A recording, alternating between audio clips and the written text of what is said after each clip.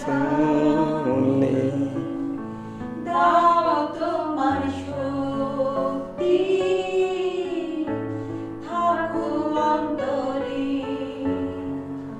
এসো পবিত্র আত্মা, আমরা তোমার সামনে।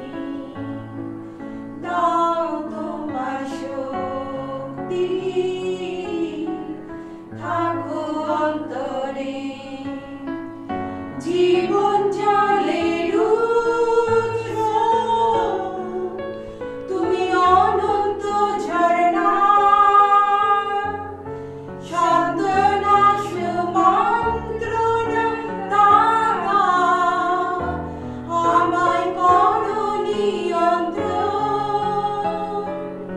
জীবন জলের উৎস,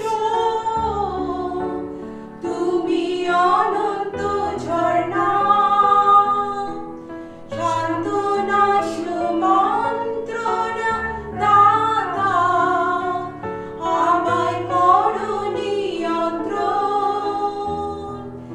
এসো পবিত্র আত্মা, এসো পবিত্র আত্মা, এসো পবিত্র আত্মা, এসো পবিত্র আত্মা। পিতা, পুত্র ও পবিত্র আত্মার নামে আমেন। পিতা ঈশ্বরের প্রেম ও করুণা, প্রভু যিশুর অনুগ্রহ এবং পবিত্র আত্মার নিত্য সহায়তা তোমাদের অন্তরে বিরাজ করুক। খ্রিস্ট যিশুর আমার প্রিয়জনেরা, আমাদের জীবনে অনেক কিছু যখন ঘটে, মনের মধ্যে দুশ্চিন্তা আসছে, কেউ কিছু আমার জন্য করেছে কিনা, কোনো তন্ত্রমন্ত্র করেছে কিনা মানুষ ভয় করে। কয়েকদিন আগে অনেক ব্যক্তিরা এসে তাদের জীবনের সমস্যা বলে, তারা বলছে, ফাদার জানি না কেউ কিছু করেছে কিনা, কই তন্ত্রমন্ত্র করেছে কিনা জানি না, আপনি সাহায্য করুন। তা আজকে আমরা তন্ত্রমন্ত্র, ডাইনি শক্তি অথবা সব ধরনের পৈশাচিক শক্তি বাতিল করার জন্য ঈশ্বরের অনুগ্রহিত বচন শুনে সর্বপ্রথমে বাইবেল থেকে আমরা শিখি যে তন্ত্রমন্ত্র, জাদুটনা ওইরকম কিছু আছে কিনা।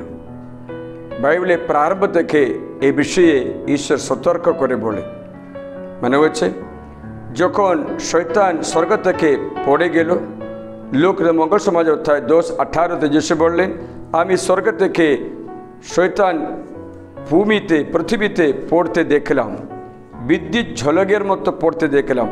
এই বচন যিশু লুকের মঙ্গল সমাজ অধ্যায় 10 বচন 18 শোনা যায়। তিনি তাদের বললেন, আমি শয়তানকে বিদ্যুৎ ঝলকের মতো স্বর্গ থেকে পড়তে দেখলাম। মানে হচ্ছে সেই সময় থেকে পৃথিবীতে শয়তান আছে। শয়তান তার শৈতানিক শক্তি প্রকাশ করে মানুষকে তার রাজ্যের জন্য, জনগণকে আকর্ষণ করতে অথবা প্রেরণা দিয়ে মানুষকে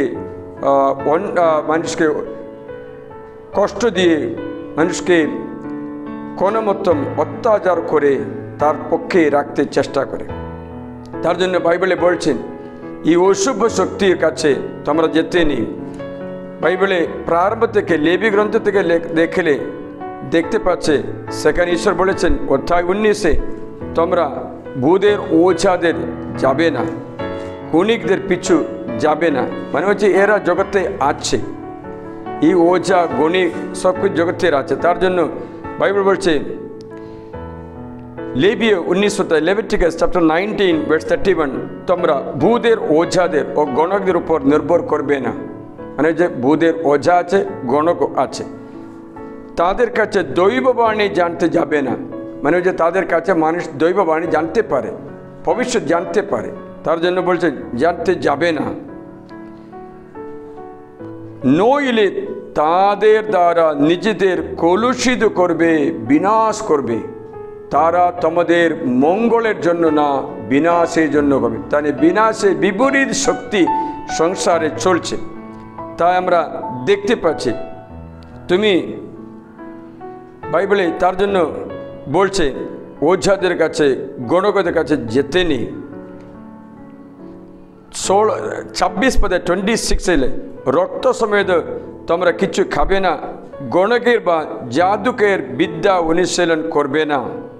তার হচ্ছে এরকম এইগুলো বিদ্যাগুলো আছে মানুষের, এগুলো মানুষের মধ্যে চলছে, তার জন্য তা অনুশীলন করবে না বলে। আবার বলছে লেবী গ্রন্থ 20 অধ্যায়ে 6 পদে লেখা আছে, যে কেউ মানে যে কোনো ব্যক্তি, যে কোনো ধর্ম বর্ণ মানুষ হোক না কেন, যে কেউ বুধের ওঝা বা গণকদের পিছু পিছু গিয়ে ব্যভিচার করার জন্য তাদের উপর নির্ভর করে, আমি সেই লগের প্রতি বিমুখ হয়ে তার জনগণের মধ্য থেকে তাকে উচ্ছেদ করব। মানে হচ্ছে মানুষ গুণিক বা ওঝাদের পিছনে যাচ্ছে, তাদের কাছে যাওয়াকে বাইবেল হচ্ছে ব্যভিচার করার মতো পাপ। কারণ ঈশ্বরের বিশ্বস্ততা ভঙ্গ করে, ঈশ্বরের চ্যালেঞ্জ করে শয়তানের শক্তি ব্যবহার করতে যাওয়া মানুষের পক্ষে ব্যভিচারের মতো হয়। তার জন্য প্রথম আজ্ঞা লঙ্ঘন করলে ব্যভিচার বলে, ষষ্ঠ আজ্ঞা লঙ্ঘন করলে ব্যভিচার বলে। প্রথম আজ্ঞা লঙ্ঘন করে প্রসাদ খেলে ব্যভিচার করে বলে। তার জন্য বলছে তোমরা প্রসাদ খেলে বিধর্মীদের উপাসনায় যোগদান করে প্রসাদ খেলে তা ব্যভিচারের মতো পাপ। প্রত্যাদেশন 2 অধ্যায় 14 পদে তোমাদের শোনাচ্ছে, তখন বুঝতে পারবে। কিন্তু তোমার বিরুদ্ধে আমার কিছু অভিযোগ আছে। তোমার ওখানে বালায়ামের শিক্ষাপঙ্ক্তি কয়েকজন তোমার আছে। সেই বালায়াম তো বালাকে ইসরায়েল জনগণের পথে বাধা ফেলে রাখতে শেখাতো, যেন তারা প্রতিমার কাছে উৎসর্গ করে খাদ্য গ্রহণ করায় ব্যভিচার করে। প্রতিমার কাছে উৎসর্গ করে প্রসাদ গ্রহণ করায় ব্যভিচারের মতো পাপ। প্রথম আজ্ঞা লঙ্ঘন করলে ব্যভিচার হয়, ষষ্ঠ আজ্ঞা লঙ্ঘন করলে ব্যভিচার করে। ষষ্ঠ আজ্ঞা মানুষের বিরুদ্ধে অবিশ্বস্ততা, প্রথম আজ্ঞা ঈশ্বরের বিরুদ্ধে অবিশ্বস্ত, তখন ঈশ্বরের আশীর্বাদ কেটে যায়। এই বাইবেলে তখন থেকে দেখলে এই জাদুটনা বিদ্যা ভালো মতো প্রচারিত হয়, বিশেষ করে বিজাতিদের মধ্যে এগুলো প্রচারিত হয়। এই বিজাতির মধ্যে এই আচরণ বাইবেলে প্রথম রাজা শাউল বন্ধ করে দিল, কিন্তু রাজা শাউল নিজেই একদিন গুণিকের কাছে যায়। বুঝতে পারছেন, মানুষের বিপরীত পরিস্থিতি যখন আসে, এরা এই দুর্ঘটনায় কি করতে জানে না বলে, ঈশ্বরের সাহায্য পাচ্ছে না বলে আমরা কি করি, জাদুটনার সাহায্য চাইতে যাই। আমরা জিজ্ঞাসা করি না কেন ঈশ্বর আমাদের সাহায্য করছে না, ঈশ্বর কেন তিরস্কার করার মতো মনে হচ্ছে কেন, তা আমরা জিজ্ঞাসা করিনি। আমরা নিজেকে ঠিক করতে চাই না, কিন্তু আমাদের পাপময় অবস্থায় এদের কোনো উপায় পাওয়ার জন্য, এই দুঃখ সংকট থেকে উপায় পাওয়ার জন্য গুণিকের কাছে শাউল তাই গেল। শাউলের কথা লেখা আছে প্রথম শামুয়েল তাই 28 পর্যন্ত 3 থেকে। সেই সময় সামুয়েল মারা গেছিল এবং গোটা ইসরায়েল তার জন্য শোক পালন করছিল। তারপর তারা তার নিজের শহরে রামায় তাকে সমাধি দিয়েছিল। শাউল দেশ থেকে যত ভূতের ওঝা ও গণকদের দূর করে দিয়েছিলেন, প্রথমে দেশ থেকে সব দূর করে দিয়েছে। ইতিমধ্যে ফিলিস্তিনরা সমবেত হয়েছিল এবং এগিয়ে এসে সুনেমে শিবির বসেছিল। শাউল গোটা ইসরায়েলকে জোড় করে গিলবোয়া পর্বতে শিবির বসালেন। যখন শাউল ফিলিস্তিনদের সেনা নিবাস দেখলেন, তখন সন্ত্রাসিত হলেন, তার হৃদয় নিতারণ ভয়ে কাঁপতে লাগলো। শাউল প্রভুর অভিমত যাচনা করলেন, কিন্তু প্রভু তাকে কোনো উত্তর দিলেন না। স্বপ্ন দ্বারাও নয়, উরিম দ্বারাও নয়, নবীদের দ্বারাও নয়, কোনো মতো ঈশ্বর শাউলকে দর্শন দিচ্ছে না। দেখেছিল এই অবস্থা, কেন দর্শন দিচ্ছে না জানো? এর কারণ আছে। শাউল ঈশ্বরের আজ্ঞা লঙ্ঘন করে, ঈশ্বরের বিরুদ্ধে পাপ করে, তার জন্য ঈশ্বরের স্বর শুনতে পারছে না। শাউল পাপটা কি? শাউল নিজে বলি অর্পণ করে। সামুয়েল তো বলি অর্পণ করার জন্য নিযুক্ত করা ব্যক্তি ছিল, থাকা সত্ত্বেও শাউল নিজে বলি অর্পণ করে। ভালো হবে? ভালো হচ্ছে না। শাউল বলি অর্পণ করার বিষয়ে লেখা আছে প্রথম সামুয়েলে অধ্যায় 13-তে লেখা আছে। শাউল অপেক্ষা করলো সামুয়েল আসতে, ভজন সংখ্যা 8 থেকে 14 পর্যন্ত দেখবে। কিন্তু সামুয়েল একটু দেরি করে আসলো, দেরি করে এসেছে বলে কি হলো, সাউল পূজা করে, বলি অর্পণ করে। যখন অভিষিক্ত যাজক বলি অর্পণ করতে নিযুক্ত করে, তুমি কেন বলি অর্পণ করতে যাবে? তুমি অপেক্ষা করো, যদিও ফাদার দেরি করে আসছে অপেক্ষা করো। ফাদার দেরি করে আসছে বলে তুমি ফাদার কাপড় পরে মিশা করতে গেলে কীরকম হবে বলো তো? শুনছো? যাই হোক, সামুয়েলের প্রথম পাপ। দ্বিতীয় হচ্ছে এ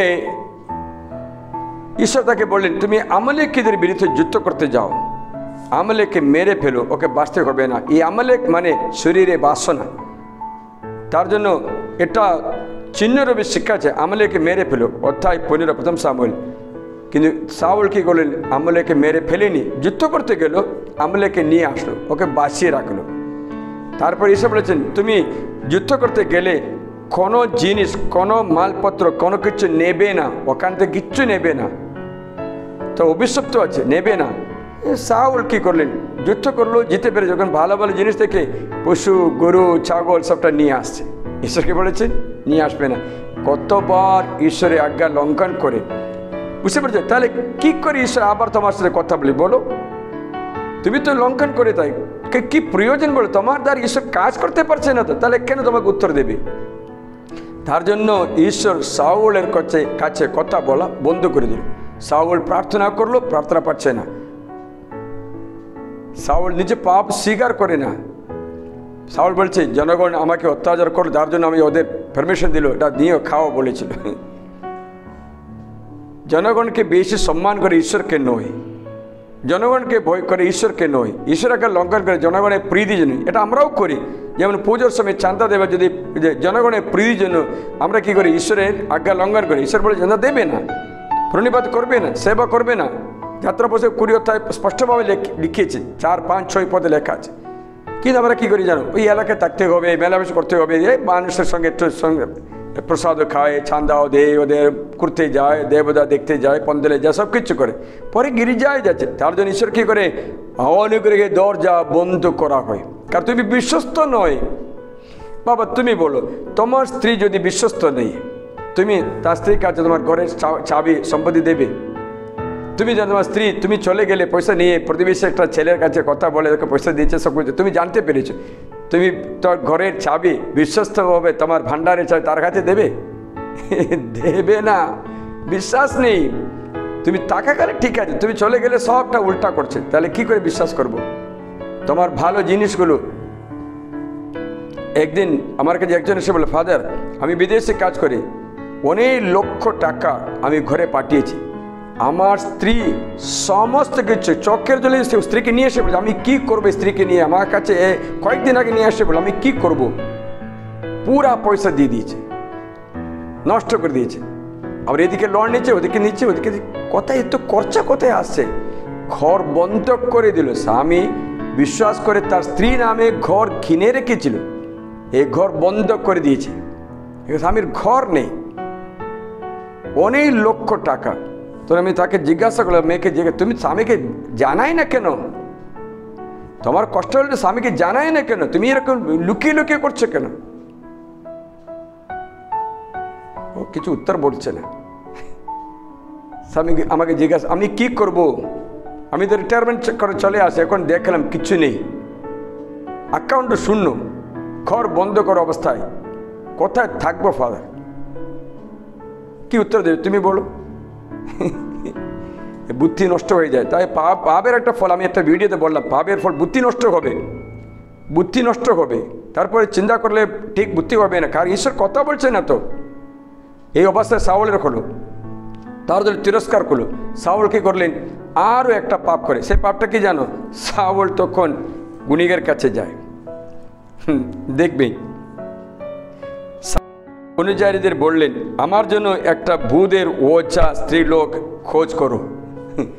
ঈশ্বরকে ছেড়ে দিয়ে আবার একটা ওঝাকে খোঁজ করো বলেছে। শুনবে পদ সংখ্যা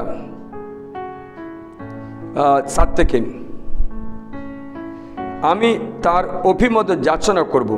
তার অনুযায়ীরা বলল দেখুন এন দৌড়ে একটা ভূতের ওঝা স্ত্রীলোক আছে।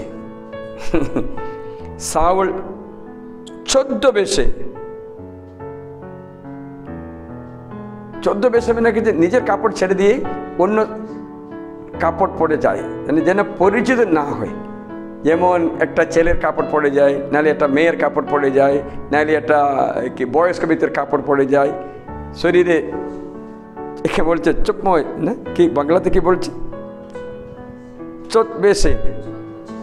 ছদ্মবেশে বেশ ধরলেন, অন্য পোশাক পরলেন ও দুজন লোককে সঙ্গে নিয়ে রওনা করলেন এবং রাতে সেই শ্রীলোকের কাছে এসে বললেন, আমার অনুরোধ, তুমি আমার জন্য ভূত দ্বারা মন্ত্র পড়ো, যার নাম আমি তোমাকে বলবো তাকে উঠিয়ে আনো। শ্রীলোকটি তাকে বললেন, দেখো শাউল যা করেছেন তুমি তা তো ভালোই জানো। তিনি যত ভূতের ওঝা বা গণকের দেশের মধ্য থেকে উচ্ছিন্ন করলেন, তাই আমাকে হত্যা করার জন্য কেন আমার প্রাণের বিরুদ্ধে ফাঁদ পাচ্ছ? শাউল তার কাছে প্রভুর দিব্যি দিয়ে বললেন, জীবনময় প্রভুর দিব্যি, এই ব্যাপারে তুমি দোষী হবে না।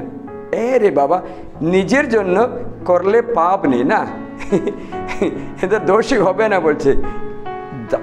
শাউলের জন্য করলে, রাজার জন্য করলে এই তন্ত্রমন্ত্র দোষী নই।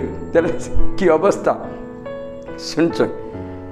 স্ত্রীলোকটি জিজ্ঞাসা করলো, তোমার জন্য আমি কাকে উঠিয়ে আনবো?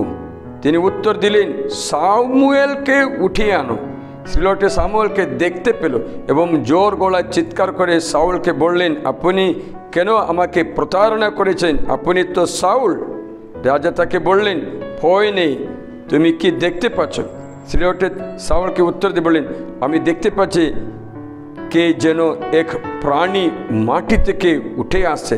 শাউল জিজ্ঞাসা করলেন, তার চেহারা দেখতে কেমন? সে বলল, একজন বৃদ্ধ উঠছে, তার গায়ে আলোয়ান জড়ানো। এতে শাউল বুঝতে পারলেন তিনি সামুয়েল। তখন মাথা নত করে মাটিতে অথমুখ হয়ে প্রণিপাত করলেন। সামুয়েল শাউলকে জিজ্ঞাসা করলেন, কি জন্য বিরক্ত করে আমাকে উঠতে বাধ্য করেছ? শাউল বললেন, আমি বড় সংকটে পড়েছি, ফিলিস্তিনরা আমার বিরুদ্ধে যুদ্ধ করেছে, পরমেশ্বর আমাকে ত্যাগ করেছেন। তাহলে পরমেশ্বর ত্যাগ করলে তুমি কাকে খুঁজছো? সামুয়েল বললেন, আজ রাত্রি তুমি আমার সঙ্গে পাদারে আসবে বলেছে। ওই দিনে মেরে ফেলা হল, তাকে, তার ছেলেকে, জনাতন সকলকে মেরে ফেলা হল। মানে হচ্ছে তার বুধের ওঝা গণক এগুলো জগতে আছে, তাদেরও দেওয়া শক্তিও আছে। পৈশাচিক মানে ভূতের ওঝাকে, ভূতকে ডাকে, ওরা সেবা করে। এটা অনেক চলছে। ছেলেরা মেয়েরা পড়াশোনার জন্য ভূতকে ডেকে তন্ত্রমন্ত্র করতে। আপনারা জানেন কি উত্তরপত্রে কি প্রশ্নগুলো আসবে তা আগে জানাবার জন্য জানাতে পারে। ওরকমই মিথ্যাও আছে মনে হয়, মানে হচ্ছে ভবিষ্যৎ জানাতে পারে। কিন্তু একবার তুমি তার ফাঁদে পড়লে তোমার বাধা হয়ে গেছে, তোমাকে বেঁধে রাখা হবে, আর তুমি কখনো আগাতে পারিবে না। শাউলের মতো তোমাকে মেরে ফেলা হবে। এই দ্বিতীয় ভাগটা ভূত তোমাকে জানাবে না। তাই বলছে ভূতের ওঝা আছে, গণক আছে, তার পিছু যাবে না, দৈববাণী জানতে যাবে না বলছে। মানে হচ্ছে সেই শক্তিগুলো জগতে আছে, মানুষ তার পিছনে যেতে নেই, গেলে শাউলের মতো তোমারও মৃত্যু হবে। তাদের ইসাইয়া গ্রন্থে একটা স্পষ্টভাবে বলছে, ভূতের ওঝাদের গণকদের পিছু গিয়ে তুমি নিজেকে বিনাশ করতে নেই। তোমাদের জানা আছে বাইবেলে, দেখো তোমরা অধর্মে ভরসা রেখে তুমি ভাবছিলে কেউ আমাকে দেখতে পাচ্ছে না। তোমার প্রজ্ঞা, তোমার জ্ঞান তোমাকে পথভ্রষ্ট করেছেন। অথচ তুমি নাকি মনে মনে বলছিলে আমি এবং আমি ছাড়া আর কেউ নেই। এবার তোমার উপরে এমন অমঙ্গল চাপিয়ে পড়বে, এটো ভূতের কাছে গিয়ে তুমি ভবিষ্যৎ জানতে পারবে না। এত অমঙ্গল চাপিয়ে পড়বে তুমি তা মন্ত্র বলে এড়াতে পারবে না। এত অমঙ্গল তোমার উপরে চলে আসবে, তন্ত্রমন্ত্র করা ব্যক্তির উপরে অমঙ্গল চলে আসবে। ওরা জানে না অমঙ্গল, তা তুমি এড়াতে পারবে না। তোমার উপরে এমন আকস্মিক সর্বনাশ নেমে আসবে। ভবিষ্যতে কী কী হচ্ছে জানো? আকস্মিক সর্বনাশ। আরে তোর বুদ্ধিমান মানুষ ভূতের কাছে যাবে, ওঝার কাছে যাবে, তোমার ভবিষ্যৎ পুরা বেঁধে দেবে, বিনাশ করে দেবে। ইসাইয়া 47 অধ্যায়ে 10 থেকে ঠিকই বলছে, এমনই আকস্মিক সর্বনাশ নেমে পড়বে যা কথা তুমি কল্পনাও করতে পারবে না।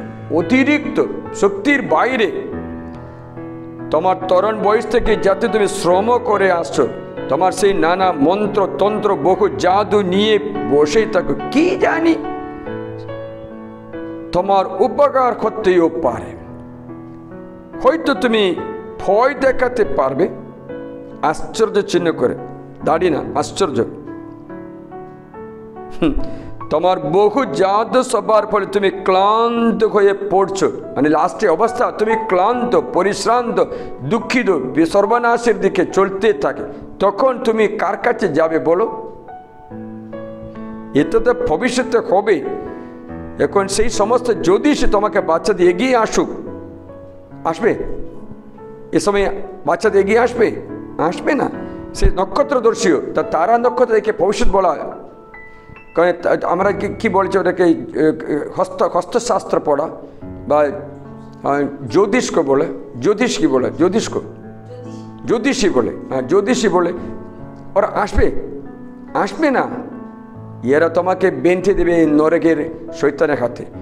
এই নক্ষত্রদর্শী যারা মাসে মাসে তোমাকে বলে তোমার যা যা করবার কথা, এই যে ওরা খড়ের মতো ওরা, তাহলে আপনার অবস্থাটা কী হবে? আগুন ওদের পুড়িয়ে ফেলবে।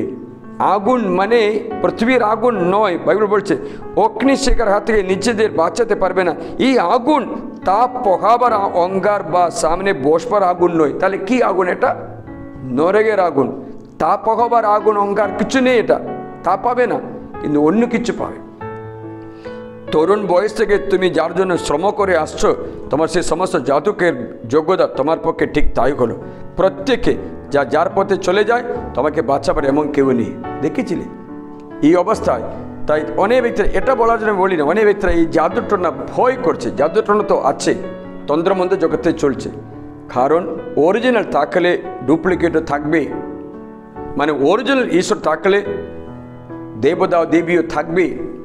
কারণ শয়তান একটা রাজ্য বানায়, শয়তানও তার রাজ্য বানায়। ঈশ্বর তার রাজ্য বানানোর সঙ্গে সঙ্গে শয়তানও তার রাজ্য বানায়, এদের বদল করবে, এদের বদল করে আরেকটা রাজ্য বানাবে। বুঝতে পারছিলে? সেটা হবে অরিজিনাল থাকলে, ওদের নকলও থাকবে। বলো 80 রুপিসের নকল টাকা পাবে? পাবে না। 40 রুপিসে 40 টাকার নকল টাকা পাবে? পাবে না। 50 টাকার নকল পাবে, 100 টাকার নকল পাবে, 500 টাকার নকল পাবে, 200 টাকার নকল পাবে, কিন্তু 300 টাকার নকল পাবে না, কারণ অরিজিনাল নেই। এই মন্ত্রতন্ত্র শক্তিগুলো অনেক জগতে চলে, অনেক মানুষকে ভোলায়। মানুষ এর পিছনে দৌড়ে ভবিষ্যবাণী জানার জন্য। জীবনে কখনো তুমি ভবিষ্যৎ জানার জন্য যেতে নেই। এই বাইবেলে একটা কৃতদাসের কথা সাধু পৌল বলছে, আপনারা যদি জানতে চাইলে শুনবে। মনে হচ্ছে শিশু 16 নাকি লেখা আছে। কৃতদাসী এমনই কি করলেন,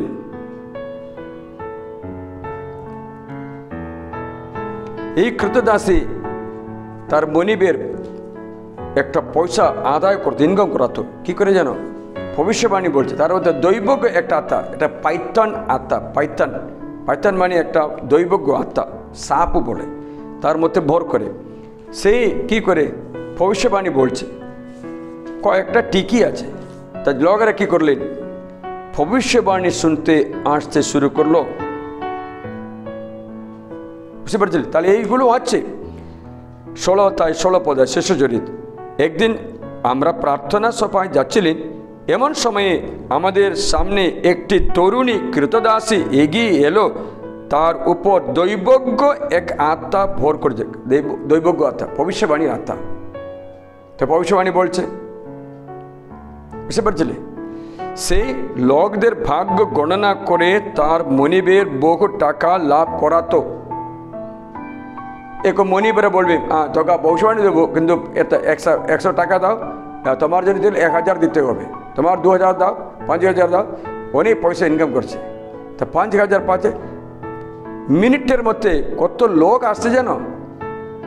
এরা আসছে, কুইন লাইন করছে, কিউ করছে, তখন মনে পয়সা নিয়ে নিয়ে নিয়ে নিয়ে নিয়ে কোটিপতি হয়ে গেছে। এই হঠাৎ এমন কি অবস্থা হলো, সে পলের ও আমাদের পিছনে চলতে চলতে চিৎকার করে বলছিল, পলের পিছনে আসছে,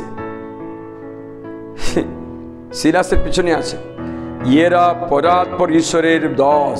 ঠিকই কথা বলছে, এরা তোমাদের পরিত্রাণের পথ জানাচ্ছেন।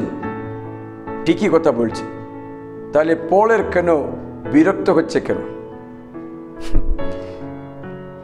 আর সে অনেক দিন ধরে, একদিন দুদিন তিন দিন না, অনেক দিন ধরে এইভাবে করতে থাকলো। কিন্তু পল বিরক্ত হয়ে মুখ ফিরিয়ে সেই আত্মাকে বললেন, যীশু খ্রিস্টের নামে আমি তোমাকে আদেশ দিচ্ছি, এর মধ্য থেকে বের হো। আর সেই ক্ষণেই সে বেরিয়ে গেল। দেখো, পলের কথা শুনে, কাকে? অবদূত শুনে। তার মনিবরা যখন দেখলো তাদের অর্থ লাভের আশাও বেরিয়ে গেল, তখন পলকে সিলাসকে ধরে সগরে সভা কেন্দ্রে সমবেত সমাজ নেতাদের সামনে মারপিট করে জেলে রাখে। মার খেতে হলো, কিন্তু দৈবজ্ঞ আত্মা চলে গেল, মানে হচ্ছে আত্মা আছে। এরা এটা দিয়ে 3-4 কাজ করে। একটা, শক্তির জন্য, মানে আমি শক্তিশালী হয়ে যায়, প্রভাবশালী হয়ে যায়, তার জন্য মন্ত্রতন্ত্র করে। তৃতীয়, অন্য মানুষের বিনাশের জন্য তন্ত্রমন্ত্রও আছে, অন্য মানুষের বিনাশ সাধন করতে। বুঝতে পারছিলে? আবার পয়সা ইনকাম সব করার জন্য সেগুলো অনেকটা রকম আছে। বিচক্রাফট, সরসারি,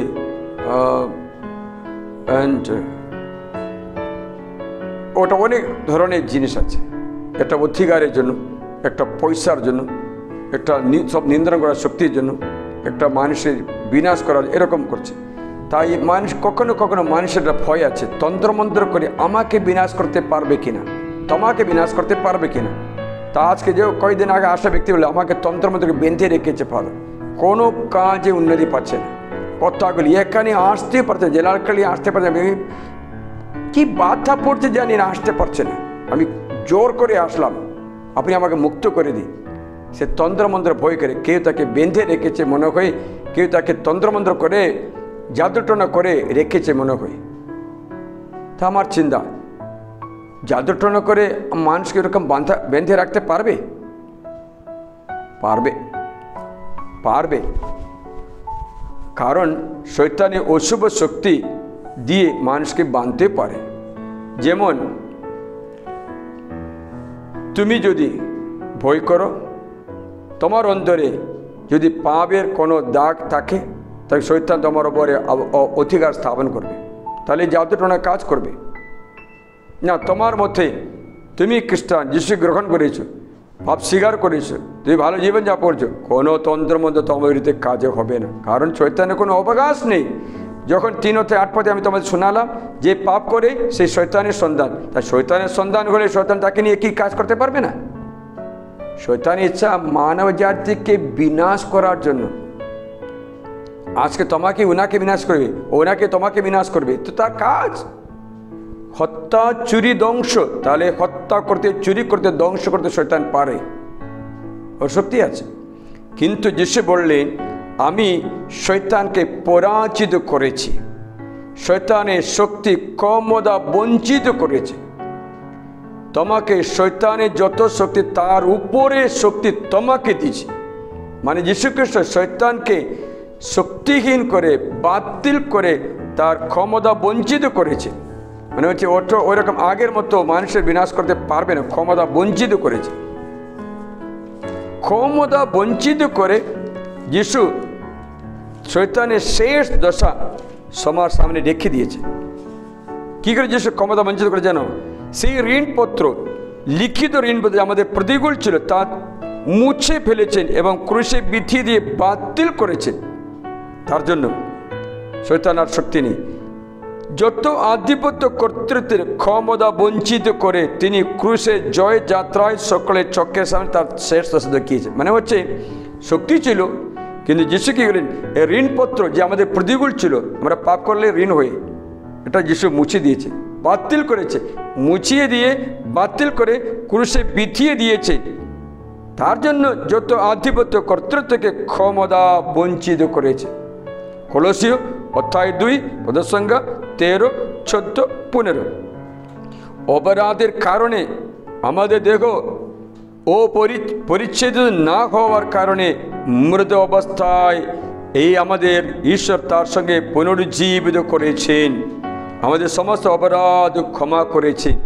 যীশুখ্রিস্ট সকল মানব জাতির অপরাধ ক্ষমা করেছেন বলে শয়তান আমাদের উপরে কোনো অধিকার চালাতে পারিবে না। মানে পারিবে না, কারণ খ্রিস্ট যীশু সমস্ত মানুষের অপরাধ ক্ষমা করেছেন। যদি তুমি যিশুকে গ্রহণ করে নাও, যিশুর দেবা ওঠে গ্রহণ করে নাও, তোমার বিরুদ্ধে কোনো জাদুটনা, কোনো তন্ত্রমন্ত্র কখনো কাজে লাগবে না। তা মাত্র না, যারা জাদুটনা করে তাদের পাপ পুরা তাদের উপরে চলেই যাবে। যে তুমি কারোর জন্য করছো, যে যা কারোর জন্য নিজের জন্য করে, বুমরাঙের মতো নিজের দিকে চলে আসে। আজকে সকালে শেখাতে আমি শিখালাম, নিজের দিকে চলে আসে। তুমি আমাকে চিঠি পাঠাচ্ছ, আমি চিঠি নিচ্ছি না, তাহলে চিঠিটা তোমার কাছে ওয়াপস চলে যাবে। একই মানে হচ্ছে যীশুখ্রিস্ট আগে আমাদের অবস্থা অপরিচ্ছেদিত ছিল, পরিচ্ছেদন ছিল না। মানে হচ্ছে আমরা পাপের মধ্যে ছিল, অপরাধের কারণে মৃত ছিল, মরে গেছিল। অপরাধ করলে মরে যায়, তাহলে শয়তানের অধিকার আছে। তোমরা জানো, আমি একটা ভিডিওতে আপনাকে জানালাম, মসি যখন মারা গেল তো মৃত নিতে শয়তান আসলো, অপকার স্থাপন করে। মৃত ছিল, আমরা জীবিত হয়ে মৃত করতে পারে। যদি তুমি কামনা বাসনা জীবন যাপন তুমি জীবিত হলেও মৃত আছে বলে প্রথম তিমোথী 5 পথে লেখা আছে। তুমি ভোগ বিলাসের দিন কাটালে জীবিত হয়েও মৃত আছো, মানে হচ্ছে মৃত ছিলাম, আমরা মৃত ছিলাম। কিন্তু দেখ, আমি তোমাদের শোনাচ্ছি, প্রথম তিমোথী 5:6 আছে, বাংলাতে 6 আছে। যে বিধবা ভোগ বিলাসিতায় দিন কাটায় সে জীবিত হয়েও আসলে মৃত, মানে হচ্ছে মৃত করতে পারে। কিন্তু এই অবস্থা অপরাধের কারণে, দেহের পরিচ্ছেদ না হওয়ার কারণে মৃত অবস্থায় ঈশ্বর কী করেন? পুনরুজ্জীবিত আবার জীবন দিয়েছে, যিশুর সঙ্গে সম্মিলিত করেছে, যিশুর সঙ্গে সংযুক্ত করেছে। তার জন্য যীশু খ্রিস্টের তোমার এই অধিকার শক্তি ঈশ্বর দান করছে। তার জন্য লোকের মঙ্গল সমাজের বচন আছে, আপনি কখনো ডাইনি শক্তি তন্ত্রমন্ত্র ভয় করতে নেই, আপনি বাতিল করতে পারবে। বাতিল করা যায়, কোনো মতো ভয় করতে নেই। কারণ এই ভিডিও আমি ঠিকই ঈশ্বরের বাণী মতো আপনাকে শোনাচ্ছি, নিজে কথা বলি না।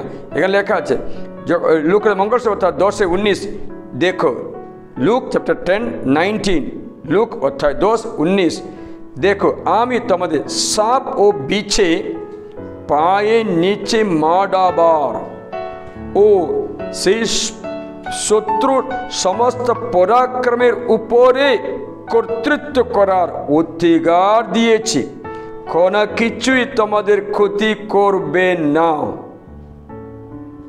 এ সঠিক বচন, আমি তোমাকে শক্তি দিচ্ছি। বাইবেলে সাপ ও বিছে কথা বলে আপনারা বুঝবে না। আপনি জানতে চাইলে সাপের কথা আদি পুস্তকে 3 অধ্যায় বলছে।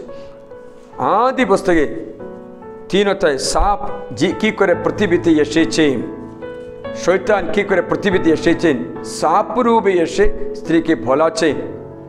আদিম সাপ বলে, আদিম সাপ।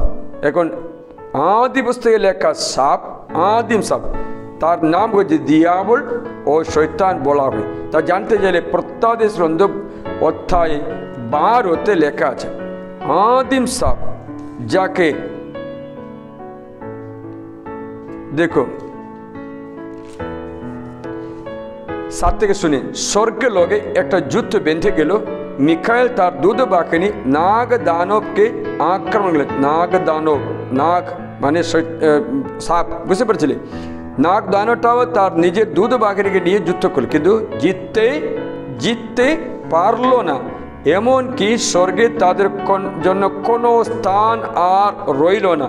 সে বিরাট নাগ দানব, সেই যে আদিম সাপ, দেখে যে আদি পুস্তকে লেখা আদিম সাপ, যাকে দিয়াবল ও শয়তান বলা হয়। শয়তান বলে ডাকা হয়, দিয়াবল বলে ডাকা হয়, আদিম সাপ বলে ডাকা হয়। গোটা জনগণকে যে ভোলায়, ওর দায়িত্বটা কি? জনগণকে ভোলায়, তাকে পৃথিবীর উপরে ছুঁড়ে ফেলে দেওয়া হলো। কোথায় আছে? পৃথিবীতে আছে। তাহলে এই সাপ তোমাকে ভোলাবে না?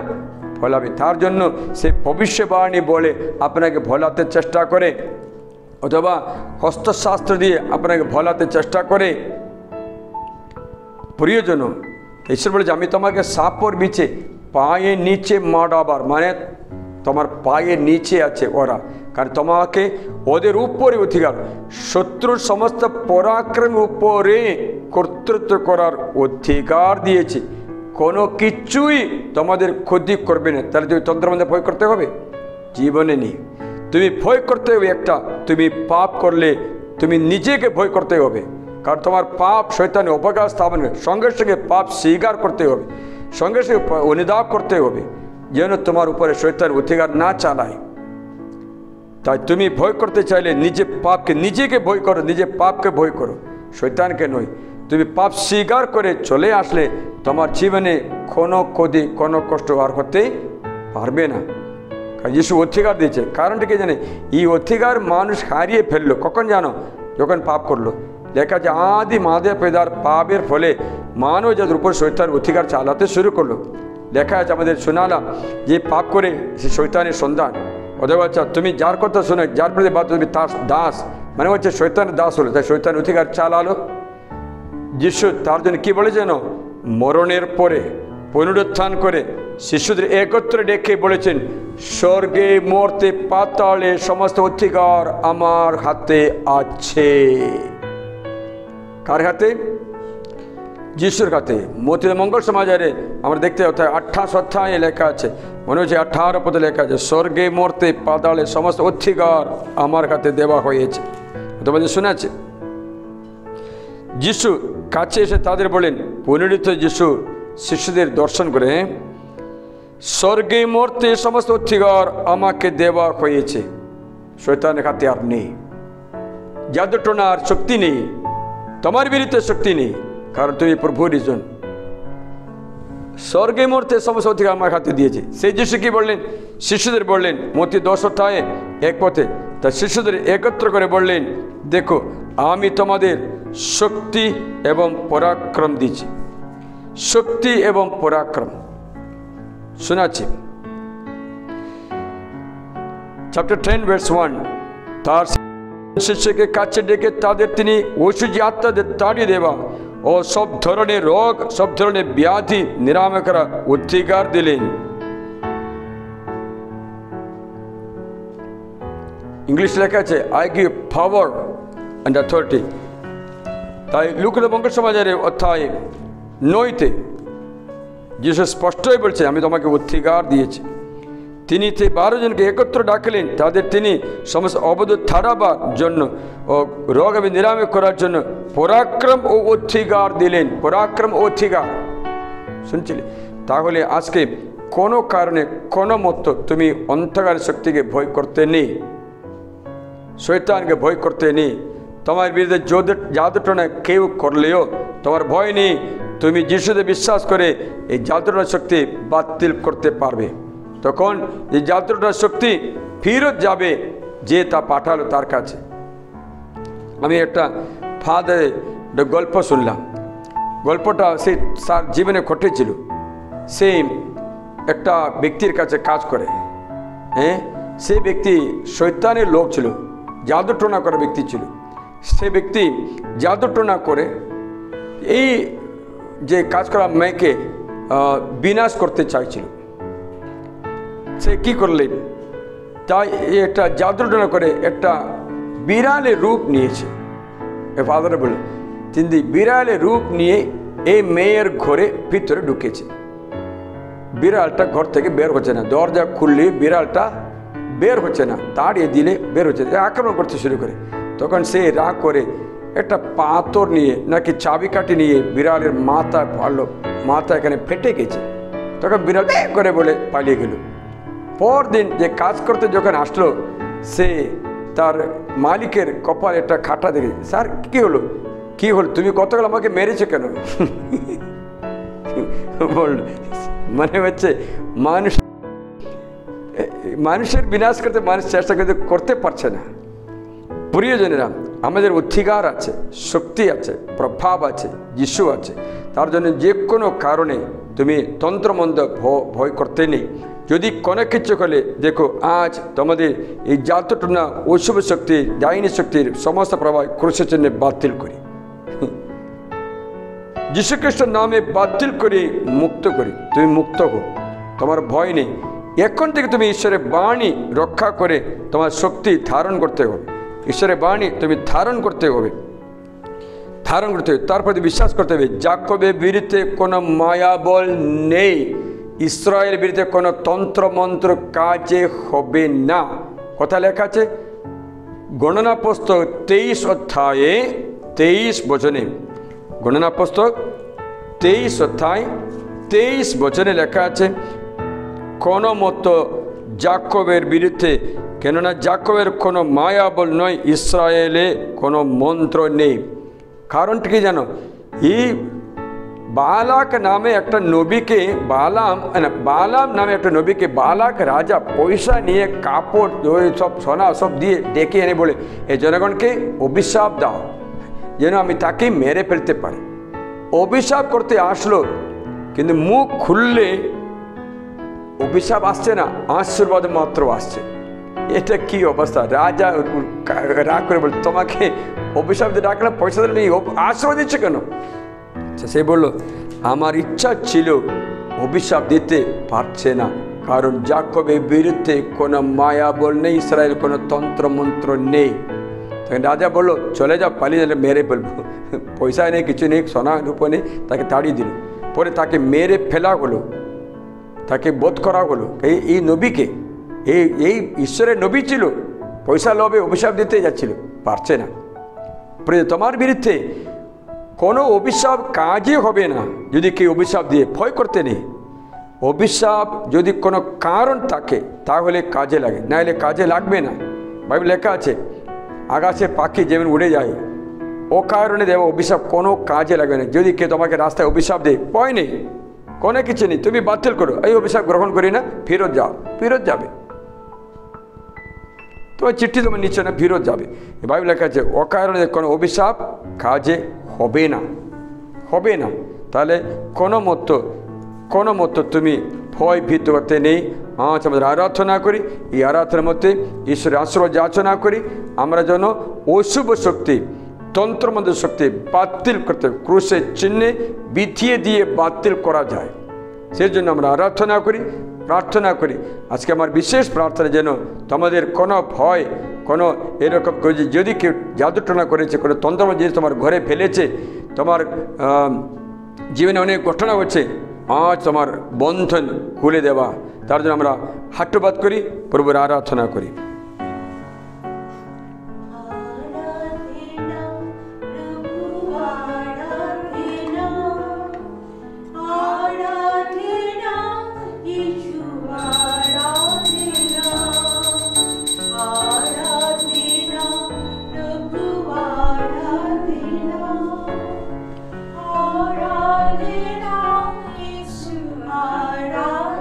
সকলে মিলে গাই আরাধনা, আরাধনা প্রভু, আরাধনা, আরাধনা যিশু, আরাধনা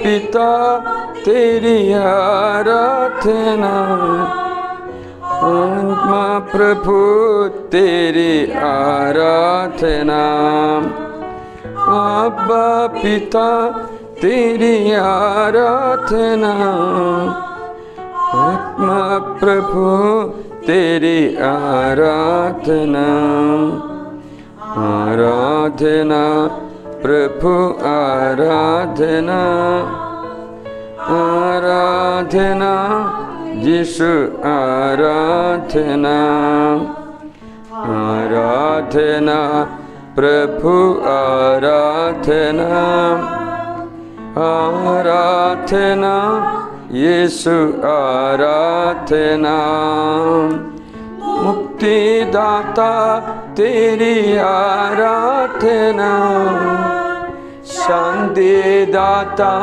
तेरी आराधना। प्रभु शक्ति अनुग्रह लाभ करें, आराधना मुक्ति दिए प्रभु आशीर्वाद लाभ करें।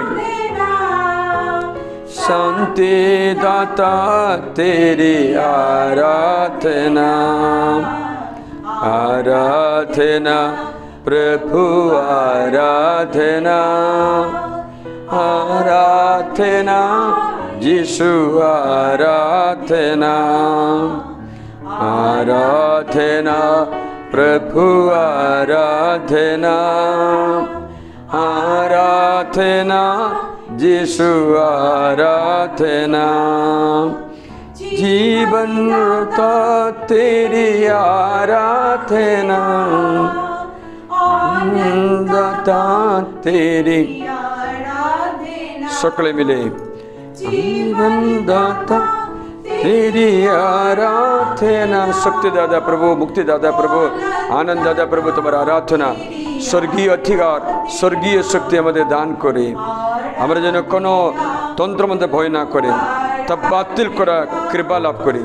थैंक यू लॉर्ड, हमारा तुम्हारी संतान हमारे पाप क्षमा करो।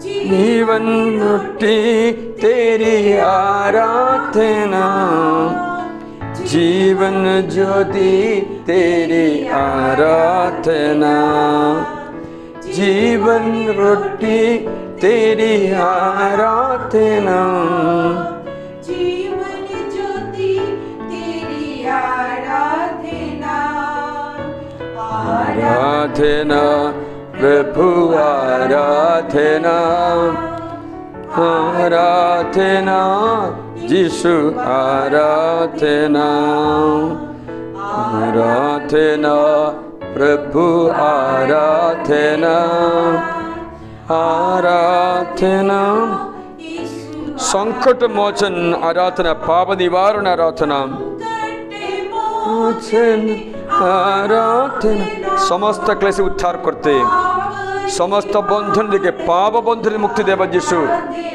तारी अनुग्रह तारी शक्ति हे परम पवित्र साक्रमणे मध्य दिए तुम्हारे अंतरे प्रवेश करे। तारी अभिषेक तारी पावन शक्ति नामेरी शक्ति पराक्रम अधिकार हे मुहूर्ते बर्षित हो। तुम्हें शक्तिशाली ईश्वरे बाकुर नीचे निरूपे थाको और अभिषेक लाभ करो। आराधना प्रभु आराधना, आराधना करुणा का सागर तेरी आराधना,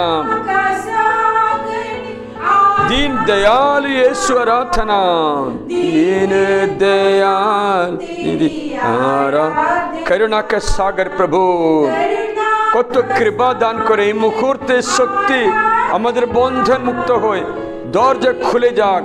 सन्तान सन्तति मा हो तुम्हें, बाबा हो तुम्हें, तुम्हार चाकरिर आशीर्वाद हये जाक। तुम्हार छेले नेशाते मुक्त हये, तुम्हार सन्तान मानसिक रक्ते मुक्त हये, तुम्हार छेले दानिएल तुम चिंता करते हो ना, तुम्हारी छेले मुक्त होच्छे। ओ जॉन तुम्हार ईश्वरेर बाणी आछे, तुम मुक्त होच्छे। चिंतित हइओ ना, कारण करुणा सागर तुम्हें। स्वास्थ्य प्रदाता तेरी आराधना, शक्ति प्रदाता आराधना,